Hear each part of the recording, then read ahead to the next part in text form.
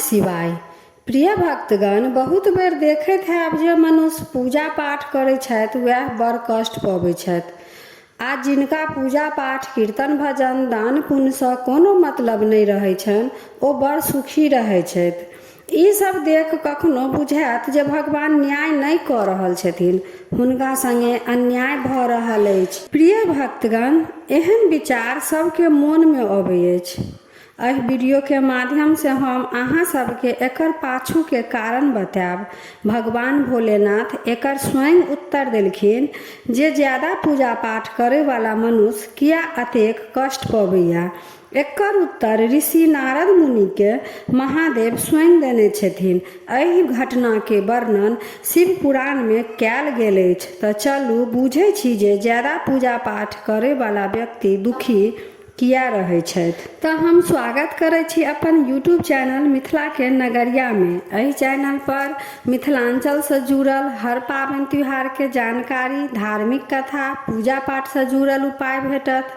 तऽ एहि सबके जानकारी चाहै छी तऽ चैनल के सब्सक्राइब कऽ लिअ आ नोटिफिकेशन सेहो ऑन कऽ लिअ, ताकि हम कोनो नया वीडियो डालब तऽ सबसे पहिले पहुँचत अहाँ तक।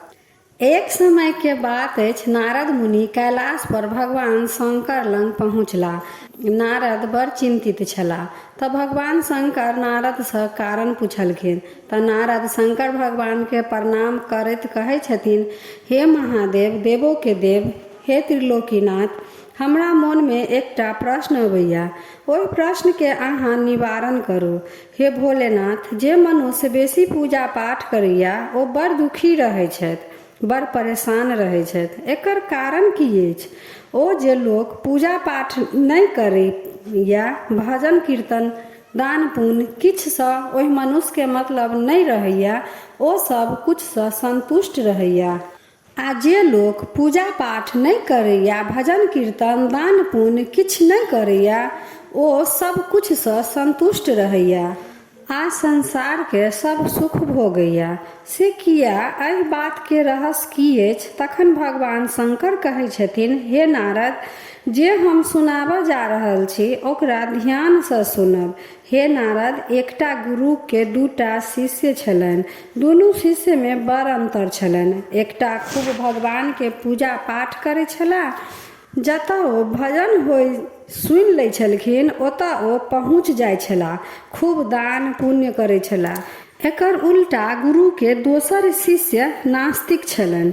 ओ भगवान के नहि माने वाला छलाह, नहि ओ पूजा पाठ करै छलाह आ नहि ओ कोनो भजन कीर्तन में जाइत रहथि। दान पुण्य हुनका सब फालतू के काम बुझाइ छलनि आ हरदम गलत संगति में रहि कऽ गलत काम करैत रहै छलाह। शराब जुआ में अपन समय बिताबैत छलाह। एक दिन ओ शिष्य जे भगवान के नहीं माने छलाह से शराब पी कऽ कतौ से लौटै छलाह, अनाप शनाप बजै छलाह आ मस्ती में झूमैत अपन घर आबि रहल छल। रास्ता में हुनका एकटा धन से भरल एकटा बैग भेटलनि। ओकर खुशी के ठिकाना नहीं रहल। ओ एतेक खुश भेल जे जोर जोर से सबके कहै अछि जे देखू हमरा कतेक धन दौलत भेटल, आब हमरा धनक कमी नहीं रहल, आब तऽ हम संसारक सब सुख भोगब। आ ओनी ओ शिष्य जे पूजा पाठ में विश्वास रखै छलाह से भजन सुनि कऽ अबै छलाह तऽ हुनका रास्ता में पैर में काँट गड़ि गेलनि, खूब खून बहऽ लगलनि आ ओ दर्द सँ छरपटाए लगलखिन कि तखने दोसर शिष्य सेहो पहुँच गेलाह। ओ हुनका देख कऽ हँसऽ लगै छथि आ हुनकर मजाक उड़ाबऽ लगै छथिन आ कहै छथिन, अहाँ तऽ बड़ पूजा पाठ करै छी तैयो अहाँके एहन गति अछि। आ देखू हम पूजा पाठ किछु नहि करै छी तैयो हमरा धनक एकटा बैग भेटल। धन एतेक अछि जे हम जीवन भर बैठ कऽ सब सुख ऐश्वर्य भोगब आ अहाँ पूजा पाठ कऽ कऽ दुखे पबै छी। एहन पूजा पाठ लोक किया करत जे खाली कष्टे कष्टे भेटत। ओ शिष्य चुपचाप सुनै छलाह आ मोने मोन सोचै छथिन जे ठीक ई बात कहै अछि। आइ तक ई भगवान के एक बेर नाम तक नहि लेलक से अतेक खुश अछि आ हम दिन राति भगवान के भजन कीर्तन में लागल रहै छी से अतेक कष्ट पबै छी। ओ शिष्य अपन गुरु लग पहुँचला आ अपन मन के व्यथा सबटा घटना गुरु के सुनेलखिन। गुरु के अपन शिष्य के बात सुनि कऽ हँसी लागि जाइ छनि आ कहै छथिन भगवान जे करै छथि नीक ला करै छथि। ई सब मनुष्य के अपन कर्म के भोग अछि। भगवान अहाँ के पैर में कांटा किया गड़ेलथि आ ओकरा पाई के बेग किया भेटल? एहि प्रश्न के उत्तर सुनू।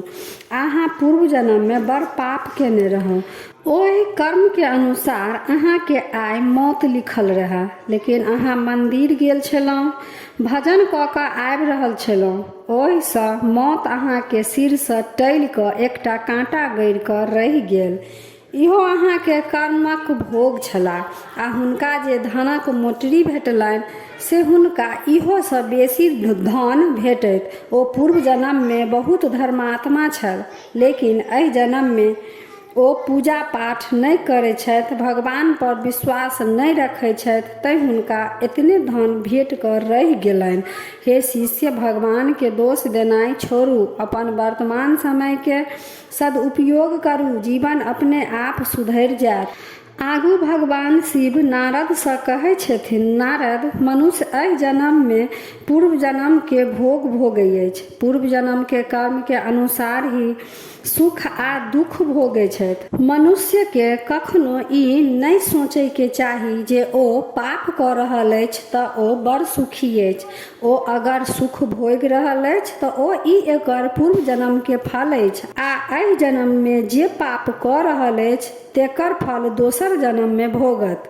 तहिना अगर जे मनुष्य एहि जन्म में दुख भोगि रहल अछि ओ पूर्व जन्म के कर्म के फल अछि आ एहि जन्म में जे पुण्य कऽ रहल अछि ओ अगला जन्म में सुख भोगत। ताहि लेल भगवान के भक्ति सँ कखनो दूर नहि रहै के चाही, हुनका कखनो निराश परेशान नहि होय के चाही। भगवान जे करै छथिन ओ नीके ला करै छथिन। भगवान पर विश्वास राखि कऽ जीवन धैर्य आ विश्वास सँ व्यतीत करू।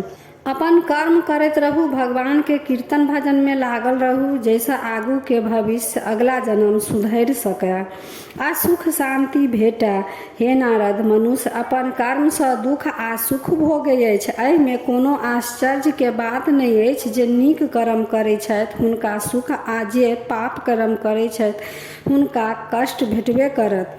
हर व्यक्ति के अपन कर्म के फल कोनो ने कोनो रूप में कोनो ने कोनो जन्म में भेटबे करत। हे नारद, अहाँ के अपन प्रश्न के उत्तर भेट गेल। नारद कहै छथिन, हाँ महादेव, हमरा अपन प्रश्न के उत्तर भेट गेल।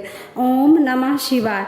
श्रोतागण, उम्मीद करै छी जे ई कथा नीक लागल हैत। अगर नीक लागल तऽ वीडियो के लाइक, शेयर आ सब्सक्राइब कऽ लेब आ मैथिली भाषा के सपोर्ट करब। हर हर महादेव।